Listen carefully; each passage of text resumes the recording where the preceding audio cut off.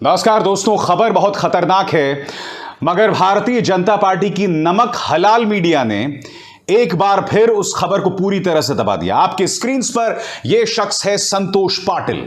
संतोष पाटिल एक कॉन्ट्रैक्टर, मगर उसके अलहदा भी उसकी एक पहचान है, वो भारतीय जनता पार्टी का कार्यकर्ता था। अब आप कहेंगे मैं था क्यों कह रहा हूं, क्योंकि संतोष पाटिल की रहस्यमय मौत हो गई है। उसने व्हाट्सएप के जरिए कई लोगों को संदेश दिया कि मैं आत्महत्या कर रहा हूं, और उसने अपनी आत्महत्या के लिए किसी और को नहीं बल्कि भारतीय जनता पार्टी के इस मंत्री के ईश्वरप्पा को जिम्मेदार ठहराया है। मामला कर्नाटक का है दोस्तों।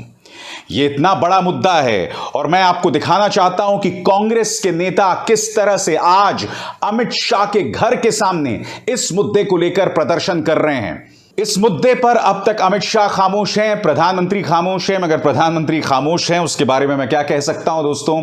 जैसा कि आप जानते हैं, देश के सामने इतने ज्वलंत मुद्दे हैं, दोनों अमित शाह और प्रधानमंत्री उन मुद्दों पर खामोश हैं। मगर यह मुद्दा क्या है मैं आपको बताता हूं। संतोष पाटिल एक कॉन्ट्रैक्टर, संतोष पाटिल को एक कॉन्ट्रैक्ट मिलता है 4 करोड़ का। संतोष पाटिल अपने सुसाइड नोट में यह आरोप लगाता है कि जब वो ये काम कर रहा था तो ईश्वरप्पा जो मंत्री हैं उनके 2 सहयोगी, और इसका उसने नाम भी बताया है, उन 2 सहयोगियों का नाम है बासवराज और रमेश। बासवराज और रमेश 40% रिश्वत मांगते हैं। प्रोजेक्ट का 40%। रिश्वत 10% समझ आता है दोस्तों, 5% समझ आता है, यहां प्रोजेक्ट का 40% रिश्वत में चाहते थे। संतोष पाटिल जो कि भाजपा का एक कार्यकर्ता था, जाहिर सी बात है यह प्रोजेक्ट भी उसे इसलिए मिला क्योंकि वो भाजपा में शामिल था। अब जब वो इस प्रोजेक्ट को अंजाम दे रहा था तो जैसा कि वो आरोप लगा रहा है अपने तथाकथित सुसाइड संदेश में, आत्महत्या के संदेश में, वो कह रहा था कि ये लोग उसे लगातार परेशान कर रहे थे। वो इस प्रोजेक्ट में पैसे लगा रहा था मगर उसे लगातार परेशान किया जा रहा था, और उसके बाद उसके पास कोई विकल्प नहीं बचा और उसने आत्महत्या कर दी। मैं आपको बतलाना चाहूंगा कि दरअसल उसने क्या कहा है। एनडीटीवी में उसका जो व्हाट्सएप संदेश है जिसमें उसने सुसाइड कर लिया, उसमें क्या कहा है उसने, I am taking this decision keeping my aspirations aside, I request with folded hands to our prime minister, chief minister, our beloved Lingayat leader BS Yediyurappa and everybody else to extend a helping hand to my wife and kids. यह उसका आखिरी संदेश था। Appeal कर रहा है वो प्रधानमंत्री से, अपील कर रहा है वो मुख्यमंत्री बोम्मई से, और अपील कर रहा है पूर्व मुख्यमंत्री बीएस येदियुरप्पा से। वो कह रहा है कि मेरे जाने के बाद मेरे बच्चों और मेरी बीवी का ख्याल रखना। आज मैं एक सवाल पूछना चाहता हूं, क्या इस खबर की चर्चा मीडिया में नहीं होनी चाहिए थी? आखिर मीडिया ने बहुत ही सुविधावादी अंदाज से इस खबर को क्यों दबा दिया? क्योंकि इस खबर के कई पहलू हैं। सबसे बड़ी बात, भारतीय जनता पार्टी जो दावे करती है कि हमारे राज्य में ना रिश्वत होता है ना कुछ होता है, भ्रष्टाचार को लेकर 0 टॉलरेंस पॉलिसी है। प्रधानमंत्री ने खुद ने नारा दिया था, ना खाऊंगा ना खाने दूंगा, मगर आपके सामने आपको नतीजा दिखाई दे रहा है। और दूसरी बड़ी बात, वो भाजपा का कार्यकर्ता था। इसका अर्थ क्या हुआ? अगर हम संतोष पाटिल के आरोपों को सही माने तो इसका अर्थ यह हुआ कि रिश्वत लेने के सामने एक पॉलिटिकल पार्टी कुछ नहीं देखती, वो रौंद देती है सामने वाले को। 37 साल का एक युवा, उसकी उम्र सिर्फ 37 साल थी, अगर आत्महत्या कर रहा है तो आप कल्पना कर सकते हैं हालात कितने खराब हैं। उसके लिए हालात कितने खराब थे। 37 साल के संतोष पाटिल के बच्चे थे, उसकी एक बीवी, एक जवान बीवी थी, फिर भी उसने आत्महत्या कर ली। तो इससे पता चलता है वो कितना डेस्परेट, कितना फ्रस्ट्रेटेड था। अब आपकी स्क्रीन पर यह है ईश्वरप्पा। ईश्वरप्पा कह रहे हैं कि ऐसे कोई प्रमाण मौजूद नहीं है कि संतोष पाटिल ने काम पूरा कर दिया था। यही नहीं दोस्तों, उन्होंने विभाग का एक लेटर भी जारी किया, 28 मार्च उसकी तारीख थी, एक लेटर भी जारी किया, और उस लेटर में कहा गया है कि काम करने का कोई आदेश जारी नहीं किया गया था। अब जब काम करने का आदेश ही नहीं जारी किया गया था तो फिर संतोष पाटिल काम कैसे कर रहा था?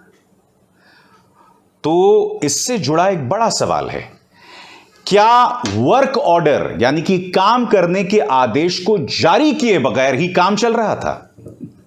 आप समझ रहे हैं दोस्तों कितना बड़ा गड़बड़ झाला है ये। और उससे भी बड़ी बात, संतोष पाटिल आत्महत्या करने पर क्यों मजबूर हुआ? ये तमाम मुद्दे हैं जिस पर चर्चा किए जाने की जरूरत है।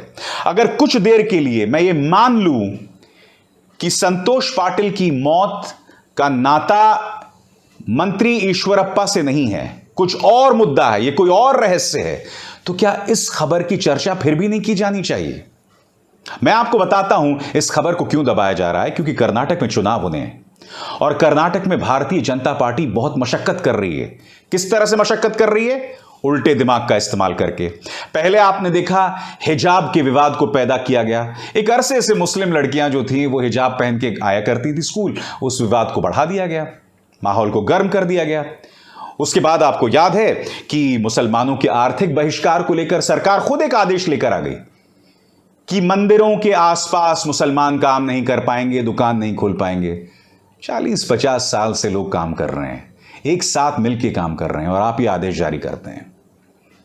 और फिर रामनवमी के दौरान कर्नाटक और आसपास आप देख रहे हैं किस तरह की हिंसा हुई थी। तो भारतीय जनता पार्टी कर्नाटक में जीत हासिल करने के लिए इस तरह से अपने उल्टे दिमाग का इस्तेमाल कर रही है। वो नहीं चाहती कोई ऐसी खबर आए जिससे पार्टी बदनाम हो जाए। और ऐसे में खबर आती है जिसमें खुद बीजेपी का एक कार्यकर्ता कथित तौर पर आत्महत्या कर लेता है, कम से कम अगर हम उसके व्हाट्सएप संदेश पर विश्वास करें। मगर सबसे बड़ी बात, कांग्रेस जब आज इस मुद्दे को उठा रही है तो कांग्रेस यही मुद्दा उठा रही है कि भाई अमित शाह और प्रधानमंत्री खामोश क्यों हैं? क्योंकि यह मुद्दा बहुत बड़ा है। यह मुद्दा कहीं ना कहीं इस बात की ओर भी इशारा कर रहा है कि भारतीय जनता पार्टी के राज में काम करने का तरीका, काम करने की संस्कृति आखिर क्या है?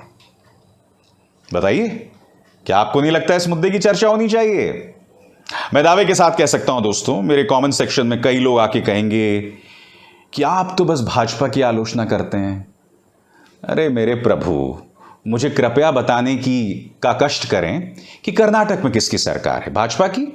और केंद्र में किसकी सरकार है? बीजेपी की। तो सवाल किससे किया जाएगा? भाजपा से किया जाएगा। और सबसे बड़ी बात, इस देश के 99% मीडिया में भाजपा से सवाल नहीं किया जाता मित्रों, नहीं किया जाता। क्योंकि मुख्य धारा का मीडिया हो, यानी कि न्यूज चैनल्स हो या न्यूज़पेपर्स, कहीं पर भी भाजपा से तीखे सवाल नहीं होते। सिर्फ उस 1% मीडिया में उनसे सवाल होते हैं जिनमें मेरे जैसे पत्रकार हैं और कुछ और गिने चुने 4-5 पत्रकार हैं जिन्हें आप उंगलियों पे गिन सकते हैं।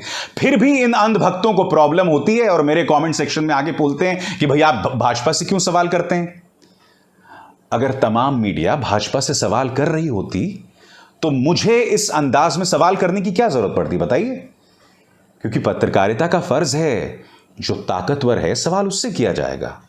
जो विपक्ष में है, जो आपका कुछ बिगाड़ नहीं सकता, या शुद्ध हिंदी में कहूं कुछ उखाड़ नहीं सकता, उनसे सवाल करने का कोई फायदा नहीं, कोई बहादुरी नहीं और कोई पत्रकारिता नहीं। और भाजपा से सवाल करना तो दूर की बात, ये न्यूज चैनल्स और ये अखबार समाज में सिर्फ जहर, दंगे फैलाने का काम करते हैं, जो मैं आपसे बार बार कहता रहा हूं। इसलिए आज मैं आपके सामने खबर लेकर आया हूं। भाजपा का एक कार्यकर्ता व्हाट्सएप के जरिए संदेश भेजता है, उसकी मौत हो जाती है, रहस्यमय मौत हो जाती है। आत्महत्या की बात उस व्हाट्सएप संदेश में की जाती है। कटघरे में कौन है? ईश्वरप्पा नाम का भाजपा का खुद का मंत्री।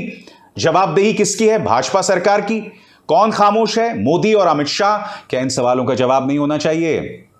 बहरहाल खबर यह है कि भाजपा को इस मुद्दे को लेकर जबरदस्त शर्मिंदगी का सामना करना पड़ रहा है और हो सकता है कि ईश्वरप्पा साहब से कहा जाए कि आप अपने पद से इस्तीफा दें, क्योंकि आपको मैं बता चुका हूं चुनाव आने वाले हैं दोस्तों। और आप जानते हैं भाजपा एक ही सूरत में काम करती है, जब उस पर वोटों के खिसकने का डर हो।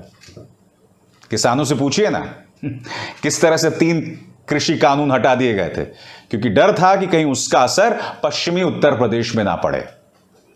खैर, मगर इस मंच पर मेरा हर बार की तरह आपको वादा है कि जो ताकतवर है उससे सवाल किए जाते रहेंगे। जिन्हें कमजोरों से सवाल करना है या उन लोगों से सवाल करना है जिनसे सवाल करने का कोई फायदा नहीं है, वो गोदी मीडिया देखें। उन्हें मेरे मंच पर आने की कतई जरूरत नहीं है।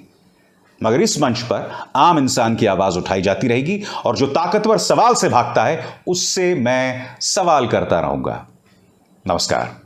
स्वतंत्र और आजाद पत्रकारिता का समर्थन कीजिए, सच में मेरा साथी बनिए। बहुत आसान है दोस्तों, इस ज्वाइन बटन को दबाइए और आपके सामने आएंगे ये 3 विकल्प। इनमें से एक चुनिए और सच के इस सफर में मेरा साथी बनिए।